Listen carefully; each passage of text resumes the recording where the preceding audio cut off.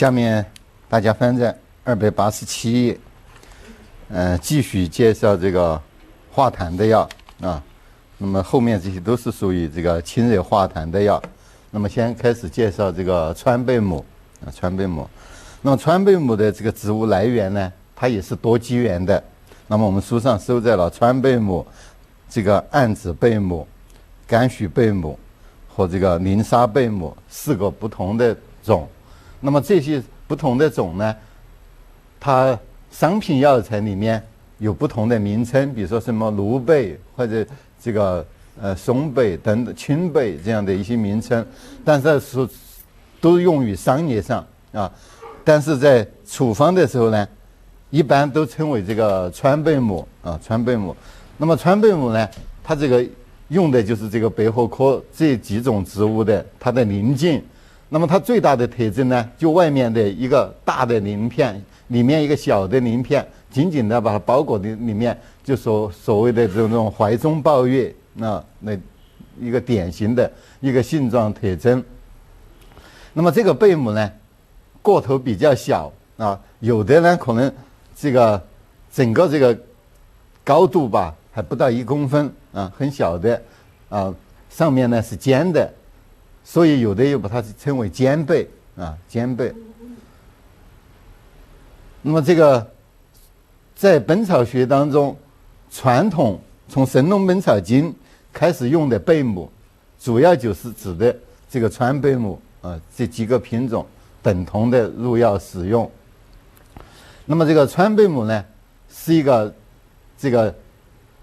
清化热痰的药。那么它对于肺来说呢，它主要就表现为清肺祛痰啊，也所以这个清热祛痰。那么它主要就可以用于肺热咳嗽啊，这种热痰的咳嗽。但是川贝母呢，又是一个甘润的，药性偏于甘润，所以又有润肺止咳的作用。所以相对来说呢，它更适合治疗这个阴虚的肺热燥咳啊，阴虚的肺热燥咳，这是它最佳的主治。对一般的肺热咳嗽，这个痰热壅滞在肺啊，也是可以用啊。那么我们后面讲泽贝母，那相对而言呢，这个就是泽贝母的优势。那川贝母呢，相对于泽贝母而言呢，主要就是它的甘润的性质啊，它主要用于这个阴虚的燥咳啊、虚症啊，偏于虚的。另外也能消痰散结，用于这个裸痢啊、阴流或者乳痈这一类啊，广义的痰有消痰的作用，它能清热消痰。但是临床上呢，一般不会用川贝母，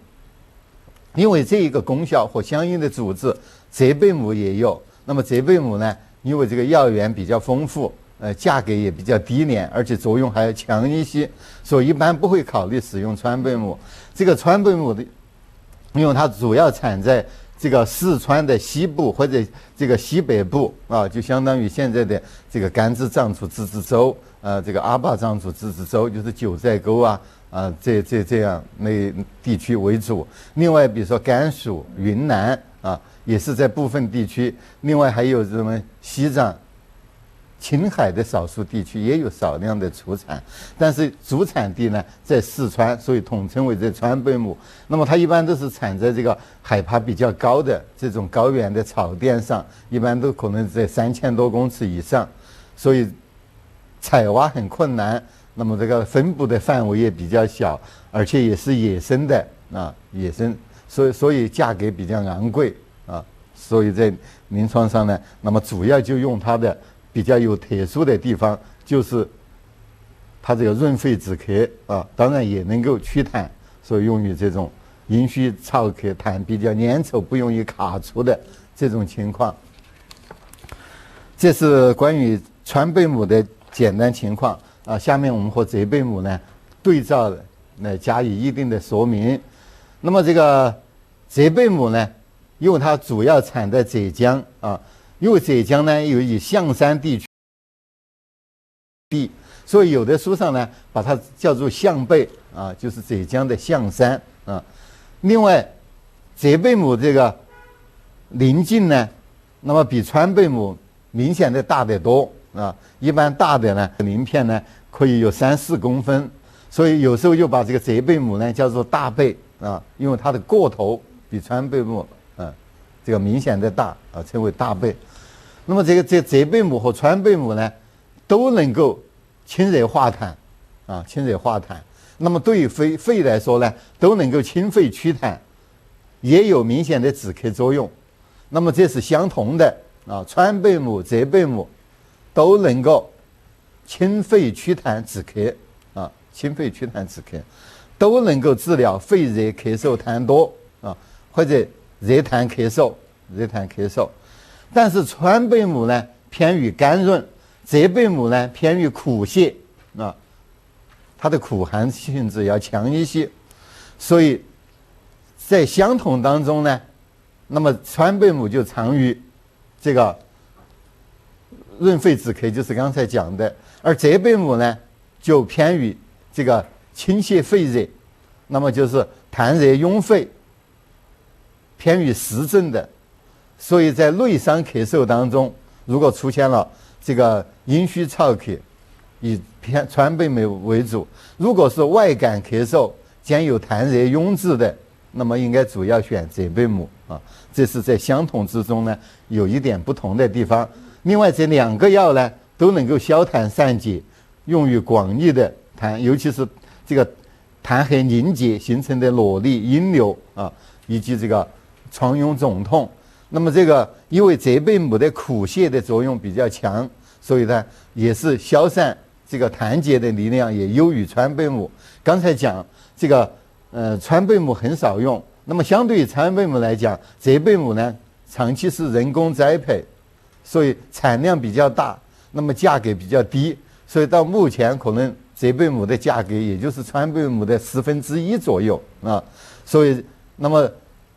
在用于第2个功效和相应的主治上的时候，那么当然用这个价廉物美的，那肯定是选泽贝母。所以这个川贝母呢只有这个理论上的意义啊，但是我们在学的时候呢要知道它有这个功效，它是可以用的，只是因为药材的原因它不常用而已啊。所以这样子呢就把这个川贝母和泽贝母呢就把它区别开来了啊。它们关键就是一个甘润和苦泻的问题啊。这个从性能方面来说，这个是区别的这2个药的主要的这个要点。另外这2个药呢，现在的文献上呢，那么都属于这个18反的内容，都认为不能和这个乌头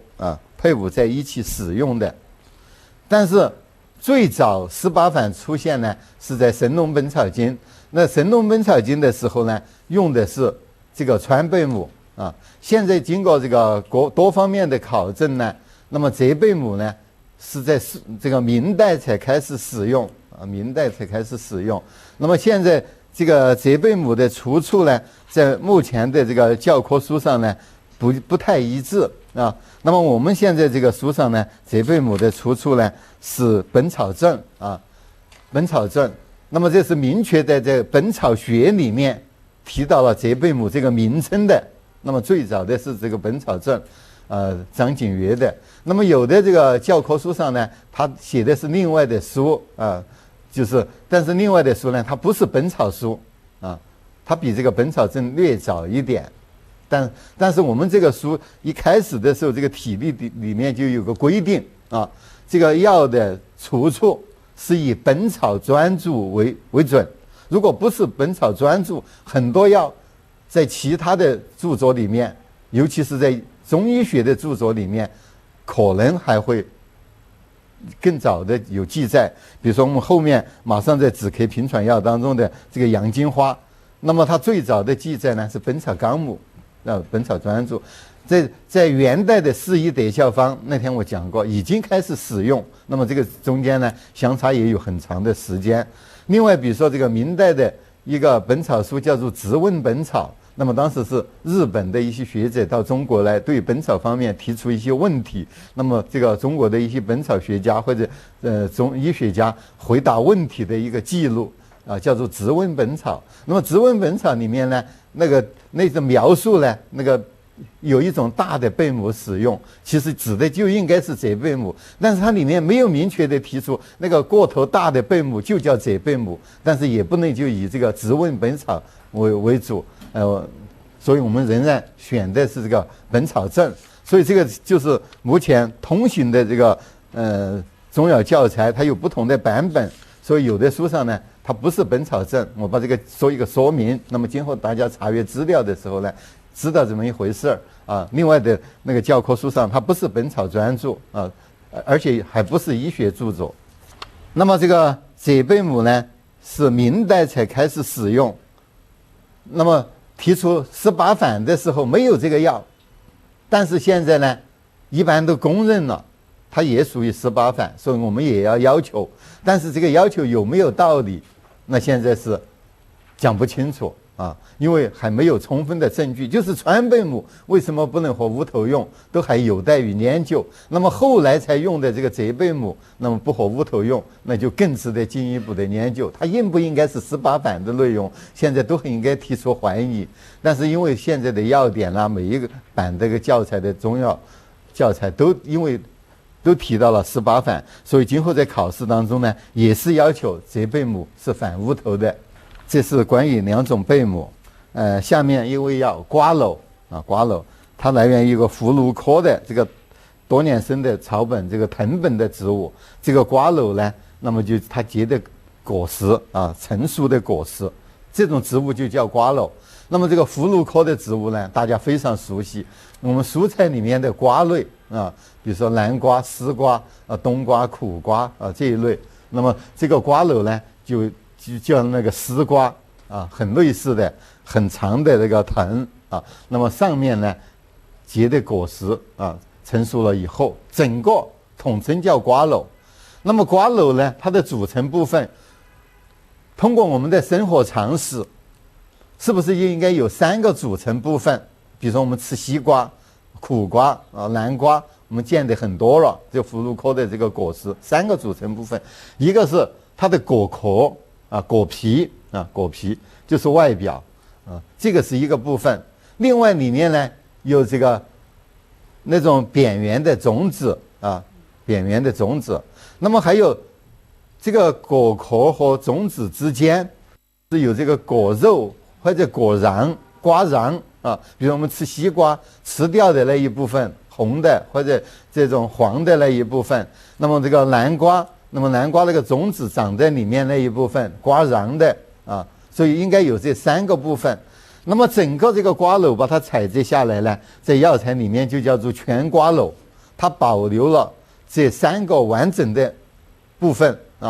这个果皮、果瓤和种子。但是里面的这个果瓤呢，有的时候不容易保存，不容易干燥，它含糖分也比较高，所以经常在储藏的过程当中呢霉变，影响这个药材的质量。所以现在的商品药材当中呢，全瓜蒌不多很少有但是在一些古方上呢，开处方的时候，药名里面强调要用全瓜蒌。那么全瓜蒌就是多了一个果瓤，那么这个果瓤是不是有特殊的作用呢？现在也不清楚不是很明确。但一般这个药材呢，就分2个部分来入药，一个是用它的果壳，那么称为瓜蒌壳，或者有的称为瓜蒌皮那么里面的种子呢，称为瓜蒌仁或者瓜蒌籽比较规范的名称呢是瓜蒌壳和瓜蒌仁用的更多。这2个部分呢，它都是清热化痰的药。那么清热化痰的药呢，它也是这个化痰包括了祛痰和消痰2层意思。那么对于肺来说，瓜蒌壳和瓜蒌仁都能够清肺祛痰，都有明显的清泻肺热和这个去除这个肺窍的热痰，所以在临床上呢，都可以用于肺热咳嗽痰多常常和同类的药或者这个清肺热的药物配伍在一起，比如说配伍前面的贼贝母，我们这个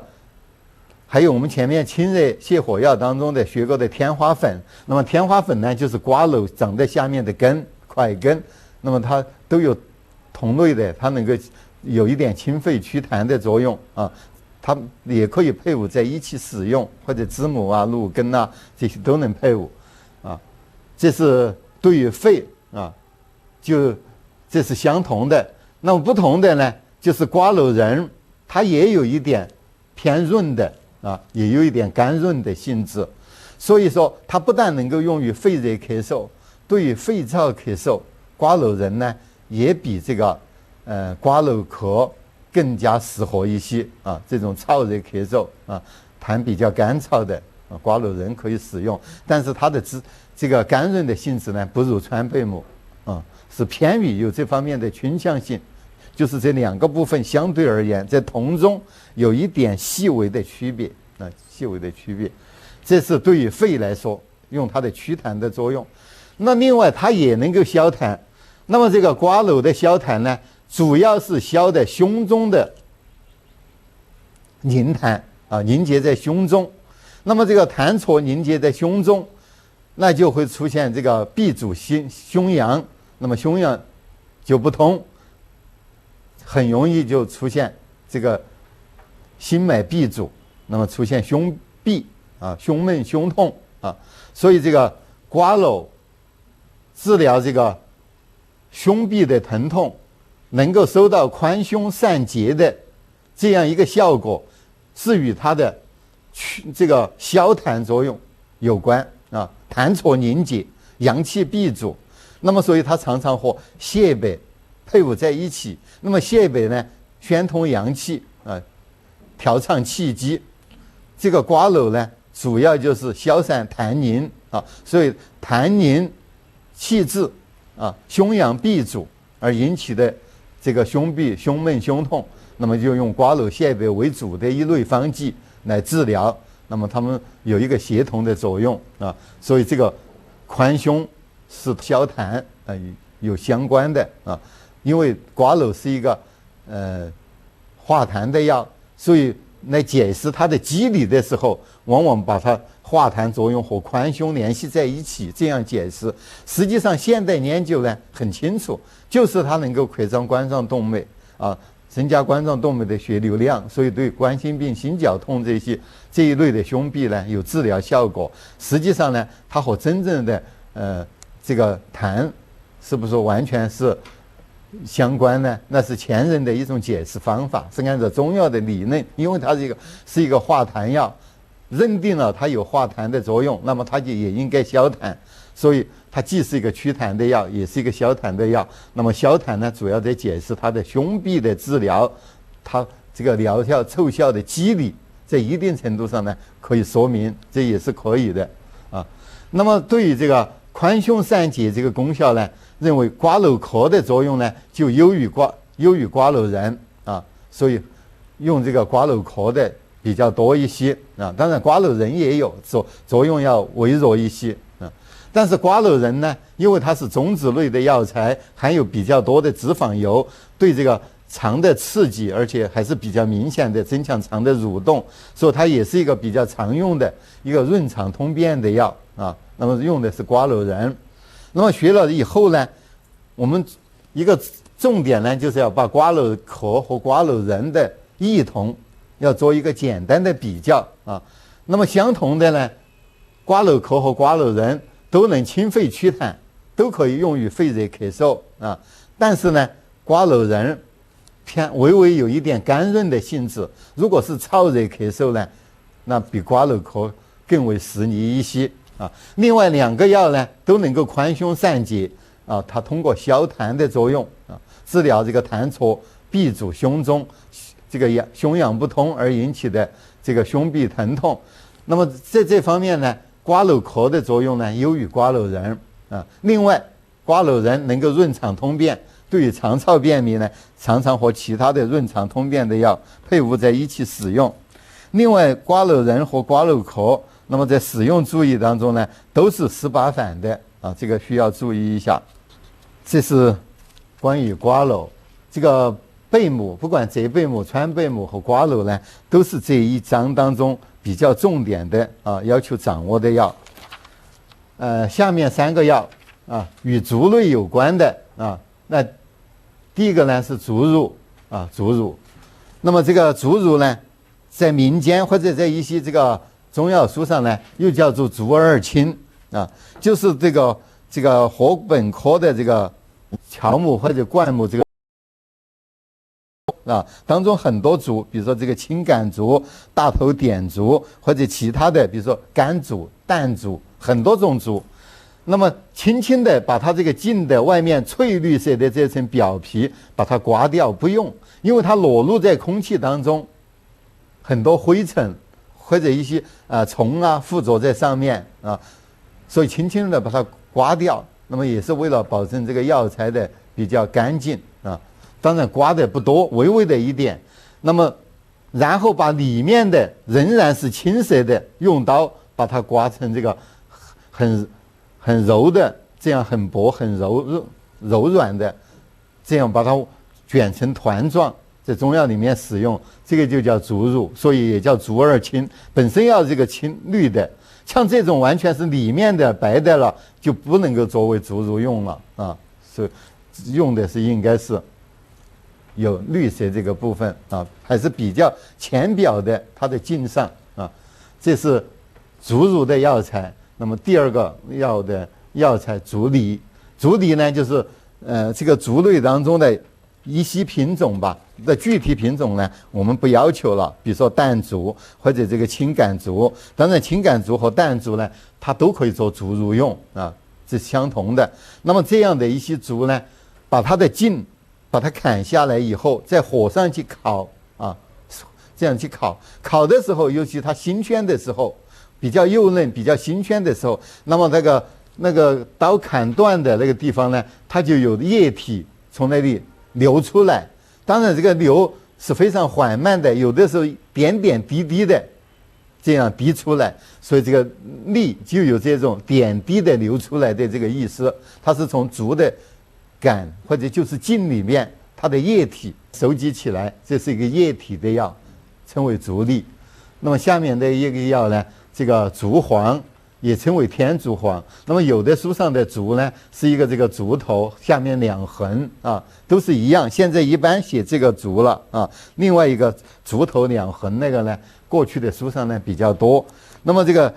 天竺黄呢，那么它也是这个用这个青皮竹啊或者这个老竹啊这一类的竹，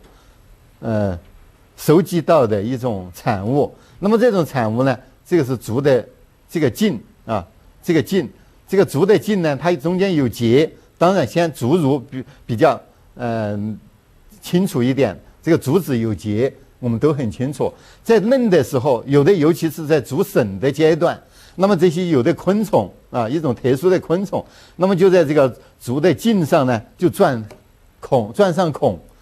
那钻了孔以后呢，整个竹的它这个茎的纤维就断掉了。那么我们学这个，在中学里面学这个生物学的时候，谈植物的时候，它的茎除了它一个支撑功能啊，另外就是一个传导功能。那么从这个地下吸收的水分、养分，就通过它的茎往上面的叶供这个花叶这些需要，它有一个传导这种水分和养分的这样一个功能。那么中间断掉了，有一个孔，那么这个水分养分到这个地方呢，那么它就从这个孔就流到了这个竹的节里面，这个停留起来啊，停积在那里面，最后慢慢的干了，形成这个不规则的这个块状的这个结块。那么把这个竹破开了以后，从它节间收集到的这个就是竹黄。所以竹黄它虽然是固体，但它最初是来源于液体哦，所以它和竹里应该有很多相似啊。竹里干了以后，实际上相当于而形成的一个块状物。那么这个竹茹呢，用的是它的这个茎，把它刮下来，它里面也有，应该说新鲜的时候也有枝叶的，那枝叶干了以后，这个枝叶的很多成分也保留在了竹茹里面。所以这三个药它们的功效主治也是非常相似的，只是说它们的强度作用强度不一样啊，作用的强度不一样。所以这三个药它都是清热化痰的药，或者叫清化热痰的药，主要都是治疗热痰症。那么这个热痰症呢，我们前面通过这个贝母瓜蒌啊学习，它可以在肺，就是狭义的热痰，也可以在心以外在这个肺以外广义的热痰。那么这个药，这3个药，竹茹、竹梨，这个天竺黄，那么它们都表现可以作用在肺，对狭义的这个热痰，它有祛痰作用，它能清肺祛痰，所以都可以治疗肺热咳嗽肺热咳嗽。这一个主治呢，就和前面的瓜蒌和泽贝母没有什么区别都是同样的一个症候。那么用于这个热痰咳嗽的来祛痰、清肺祛痰的时候呢，那么竹茹的作用最为缓和那么这个竹黄呢更强一些，最强的是竹梨因为它是新鲜的，是液体，那么这个很多成分原汁原味没有什么这个损耗。所以按照这个强度呢，是按照这个竹茹、竹黄、竹梨这样的顺序，这个清肺祛痰的作用是增强的。由于后面的2种药材那么比较稀少，比如说要把整个的竹砍下来以后烤收集的液体竹梨并不多的，比较难的。那么这个竹黄呢，也不是所有的竹，它与品种有关，而且这个还要嫩的时候有这种昆虫把它钻了孔孔里面要停积了这个汁液，最后干了，所以这个收集起来，这个天然的竹黄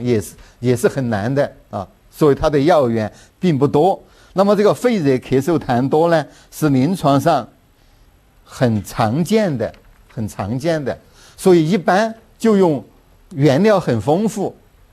价廉容易得到的竹茹。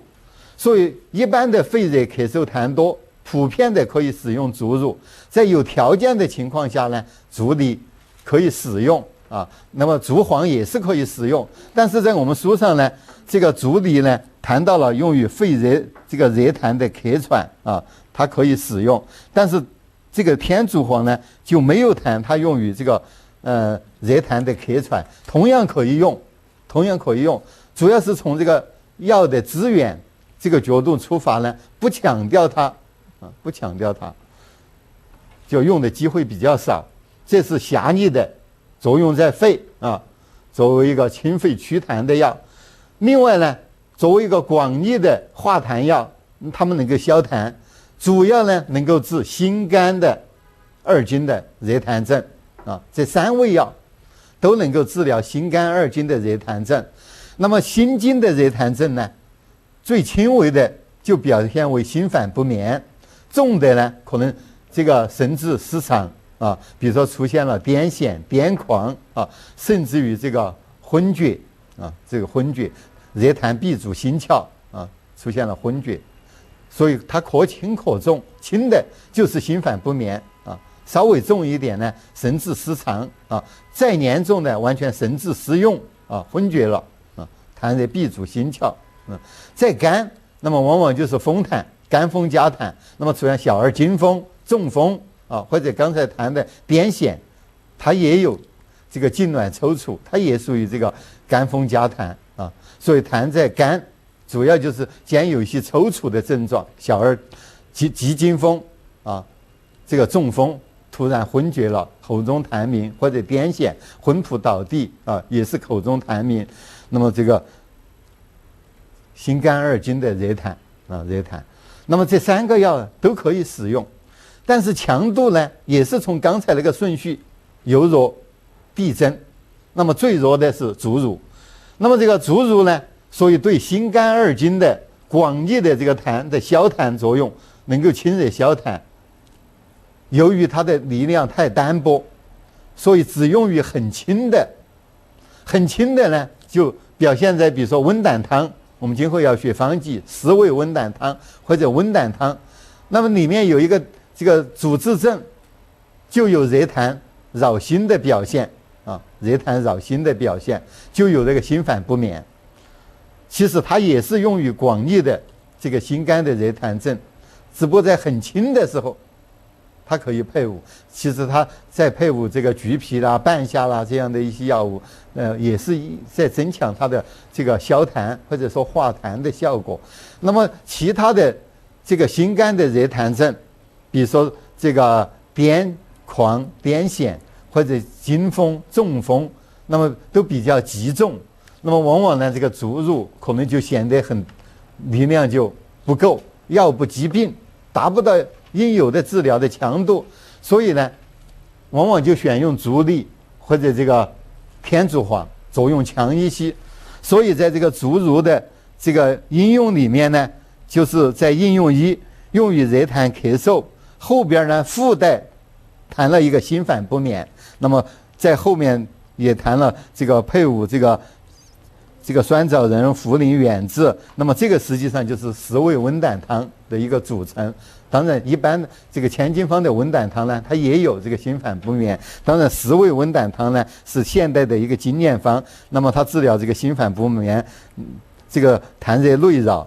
作用更好一些，所以我们举的这样的一个例子，就没单独把它强调出来。而对于足梨和这个足黄呢、天竺黄呢，重点的就是强调了心肝的热痰症啊，比如说这个足梨的应用2，中风、小儿惊风，那么这个天竺黄呢就完全没有谈这个肺的热痰咳嗽，完全是在心肝的热痰症上啊，这个中风、惊风这一类，那么它分别可以根据不同的情况，比如说以这个心神不宁为主的，那么配伍清心安神的药；如果是以这个肝风内动为主的，那主要配伍息风止痉的；如果说这个痰热闭阻心窍为主的，那么神昏沾雨啊，那么或者这个昏厥，那么配伍这个清心开窍的啊，这个根据不同的情况。所以这个对后面2味药，它更多的是用于心肝的热痰症。心肝的热痰症呢，它有心神不安啊，有心神失常，也有这个肝风内动或者心窍闭阻这样的一些症状。那么这2个药呢都比较常用，所以在功效里面，除了它这个化痰以外，常常呢有的书上就说它能够清心定惊啊，清心定惊，有的就说定惊开窍啊，定惊开窍，有的还说它能够活痰开窍，或者有的说能够滑痰开窍。活痰、滑痰只不过强调它的这个祛痰作用，或者说化痰或者消痰的作用比较强啊，动词上用了一个特殊的一个动词。另外认为它能够定惊，能够开窍，实际上呢，它主治的病症当中，因为有心神不宁或者心窍闭阻或者肝风内动，就说它是一个不典型的开窍药，或者不典型的息风止痉药，但它又可以用于这个心窍闭阻或者肝风内动的一些病症。在这个地方我只能把它理解为不典型啊，有这方面的作用。它和典型的息风止痉药相比，它的对于惊风这一类这个息风止痉的效果呢不那么强，不那么明显，但它可以用。那么对于心窍闭阻、心神不宁，它不如开窍药那么强啊，不如安神药那么明显，所以就用了一个特殊的术语叫做定惊。所以这个定惊呢，我们前面曾经提过，不是很规范，所以我们这书上呢，对于这个足乳和这个天竺黄的清心后面呢，就没有保留定惊2个字，但是在一般通行的这个中药书上都有。那么这个就是因为这个术语呢不是很规范啊，我们呢把它暂时不保留。因为如果说它确实能够息风止痉，那么它就应该加上止痉的功效；那么确实能够开窍醒神，它就应该加上开窍的功效；它确实能够宁心安神，它就应该加上安神，就把它叫做清心安神，或者所以它应该分别叫清心安神、清心这个息风或者止痉或者清心开窍。那么定惊在这里面呢，反而增加了同学们学习和理解上的一些困难啊，所以为了便于学习的方便，我们把它简化了啊。如果说今后见到的书上这2个药能够清心定惊啊，清心定惊，或者这个定惊开窍啊，或者活痰定惊之类的，那么主要就是指的他们对心肝热痰症的一种这个清热消痰的作用啊，主要是指的这个功效。那么现在还没有发现这2个药能够称得上是息风止痉药，或者能够宁心安神药，或者开窍药。所以如果要把它们作为一种功效，显得比较勉强，所以我们回避了。这是关于这个与足有关的这3种药，我们把它对照在一起，说它主要的就是清热化痰，一个表现在肺，一个表现在心肝。那么作用呢，强度不一样啊，最弱的是足乳，那么最强的是足利。那么足黄呢，只比足利呢稍微次一点，但比这个足乳就强得多。此外，足乳还有一个特殊的功效，就是清胃止呕啊，能够清泻胃热，又能够降胃气。所以在一些胃热呕吐的方当中呢，足乳是比较常用的。因为我们学的止呕的药很多是偏温的，比如说生姜、半夏，或者这个砂仁、白蔻、丁香啊等等啊，就包括前面学的悬浮花这一类的，一般都偏温的，既能清胃热又能止呕的药，在我们药学的药当中不多。前面学过一个类似的药呢，就是芦根啊，在清胃热的同时略有止呕的作用，所以就是只有这么一味。那么这里学了一个足乳，后面还有一个枇杷叶啊，可能我们要学的既清胃又止呕的就有这3个啊。这3个呢，止呕的作用都一般，因为它比较特殊啊，所以常常和其他的那种虽然是温性的止呕药，像生姜、半夏这些也常常同用。用其他的清热药，那使整个这个方剂呢变为清胃止呕的复方。这是关于这3个族类的药啊。下面的2个药啊，下面2个药，昆布、海藻啊，这2个药呢是这一章里面这个比较次要的，大家说一般的了解。这2个药呢都是海产的植物，都可以作为食品，都是药食两用的啊，都是药食两用。这个昆布，那么它的主流品种呢，就是我们现在做这个食品当中的这个海带啊，这个海带，这个在一些浅海、这个近海生长，采收起来，比如说可以这个经常炖肉啊，炖肉大家都知道的这样一种，称为这个昆布。那么海藻呢，也是一种小的这种海参的一种这个植物啊，要细小一些，晒干了，2个药，那么它的来源是相近的。那么在名称当中呢，需要说明的一点就是昆布啊，前面的昆布，我们书上呢来源于2个品种，一个来源于海带啊，另外来源于这个昆布啊，都作为昆布使用啊。这里呢就有一个问题，今后同学们要学习一个方，叫做海藻玉腐汤啊，在这个方剂学或者这个中医内科学、外科学里面都会碰到。海藻玉腐汤里面有3味药：昆布、海藻、海带。那么为什么会出现这种情况呢？就是在海藻玉腐汤里面用的海带，不是我们这个地方这个昆布这个海带。现在呢，那种海带已经叫做海带草，和我们现在这个做食品的海带不一样，它也是一种海产的一种植物。因为这个昆布和海带这个名称古今发生变化，这个是与我们见到的布发生了变化有关的。过去的这个人工手工织的布，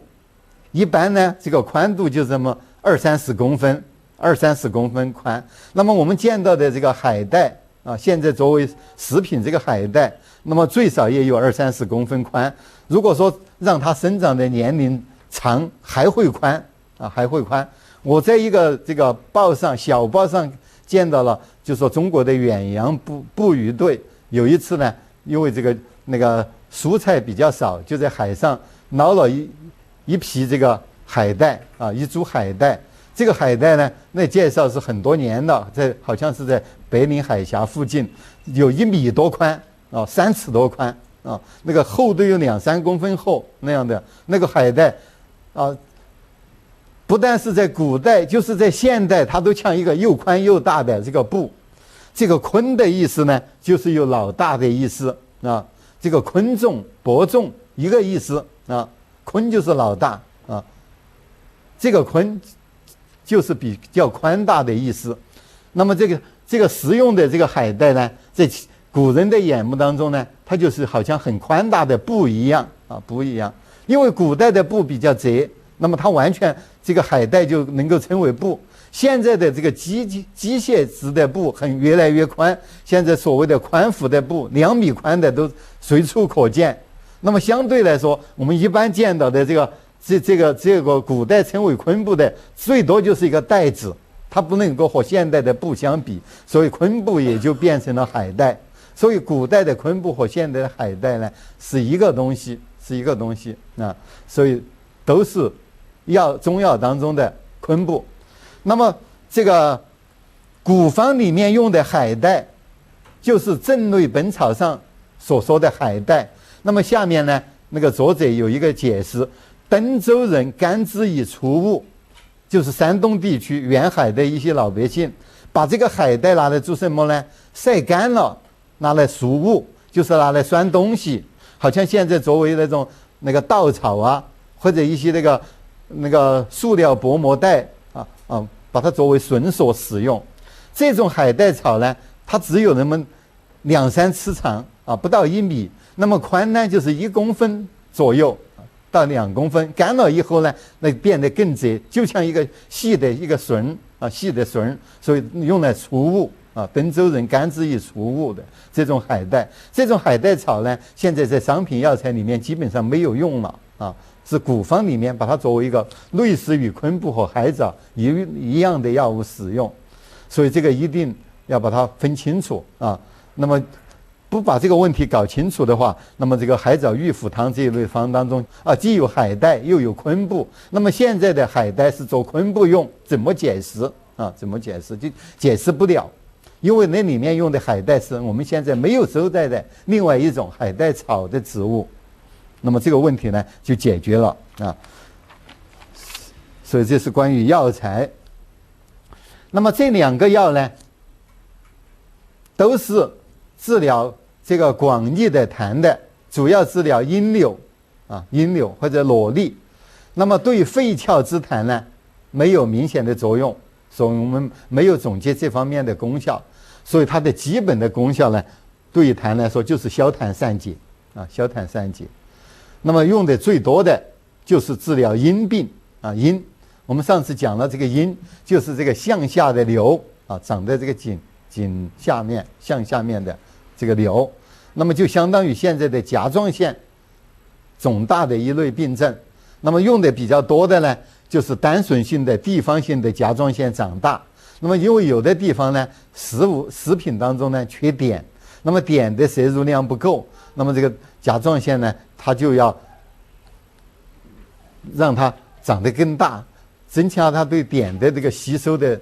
能力，这样子呢就形成了这种大脖子啊，大脖子病。那么这个是缺碘引起的。那么现在一般认为呢，这个鲲布和海藻呢含有比较高的这个碘，所以对这个缺碘引起的这个单纯性地方性的甲状腺肿大呢有明显的治疗效果。但是有人做过对照啊，就说这个补充碘是它的机理主要的方面，但不是唯一的，不是全部。因为呢，如果用这个含碘量很高的，比如说在西医治疗，过去有一种叫卢戈氏液，那么这个含碘量呢，明显的比鲲布、海藻的含碘量高出很多倍。但是对于这个单纯性地方性的甲状腺肿大呢，它的治疗效果并不比这个鲲布、海藻这一类的疗效好，那就说明它除了补充碘以外，还有其他的药效学的一些基础，有待于我们去发现。另外，不是单纯性的地方性的甲状腺肿大，比如说有的甲亢，甲状腺功能亢进，那么这2个药呢，能够抑制甲状腺功能的亢进啊。就也是可以用的啊，它不一定完全是通过补充碘来治疗这个阴病啊，所以这个是用的有效的，而且它作为一个食品也是很安全的，所以它的主要的功效呢，就是在阴瘤裸离这样一些与痰核凝结有关的，尤其是治疗阴病啊，就是甲状腺有关的这一类的肿大的一些病症，这个是它的用的最多的。另外，一般的书上呢都谈到的这2个药呢能够利水消肿，但这个利水消肿作用不强，一般用的比较少啊，所以大家知道有这么一个功效就行了。所以这2个药呢，就做这么一个常识性的了解。那么这个另外呢，这个在使用注意当中呢，这个海藻呢，这个不拟和甘草配伍，属于18反的内容。这个曾经这个取消过，后来呢又把它强调了，所以我们还是按照要点，现在还是认为这个属于18反，但是通过初步的研究呢，现在没有发现这2个药配伍在一起会怎么样啊。所以很多古方也在配伍使用，但是我们原则上要求。另外还有一个药黄药子黄药子，这个黄药子呢和昆布海藻一样，主要也在消痰散结，主要也是用于阴瘤裸离痰核，而且对于阴瘤的这个消散的作用强于这个昆布海藻，但是呢这个黄药子有毒有毒。那么这个服用了以后，对于消化道，比如说马上引起腹痛、恶心、呕吐，这个普遍的。如果服用的量稍微大一点，时间长一点呢，那么它对于肝功、肾功的损害也是比较明显。所以它对阴瘤虽然效果好一些，但是呢，它的毒副反应这个要充分的注意。虽然这个昆布海藻作用缓和一些，但是它非常安全，而且是一个保健食品可以长期的服用所以这个黄药子在临床上真正的阴瘤呢使用并不是很多。现在因为阴瘤本身是一个慢性病要让它消散，服药的时间肯定要很长，很长，那它的这个不良反应或者毒性反应自然就表现出来了。另外，它作为一个清热解毒药，更没有多大的实用价值因为清热解毒作用强的，对于疮痈疗效好的，那么品种在中药里面为数最多，那么一般也不会选择这个黄药子。所以对于黄药子呢，就也是作为一个这么个常识性的了解。那么黄药子以后的药呢，都不属于大纲要求的药物，那么属于同学们自己看一看。那么这节课呢，就讲到这个地方。